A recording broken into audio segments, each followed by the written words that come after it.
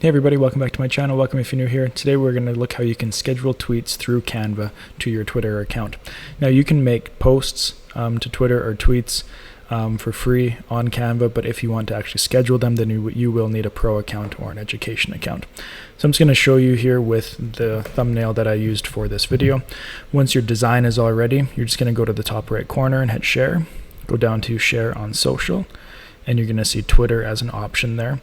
When you click on that, it'll prompt you to connect your Twitter account if you haven't already. All you have to do is just log into Twitter, and then it asks for permission.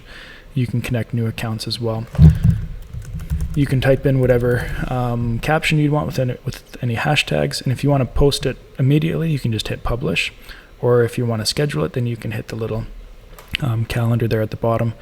Maybe I want this to be for next Tuesday. We'll just say 12:07 and hit schedule. Sometimes it asks you to re-log in.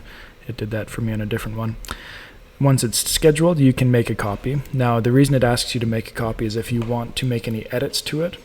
You can't edit a design that's been scheduled. If you want to edit a design that's been scheduled, then you're going to have to reschedule it. Or if you want this same design to be scheduled on a different social media account, you have to make a copy of it and schedule that copy. One design can only be scheduled to one account or one social media page at a time. You can also click on the content planner here. That's going to take you to your calendar. It immediately will bring up your post. If you want to make any edits to it, you can hit save and schedule if you do make any edits, or just hit the X.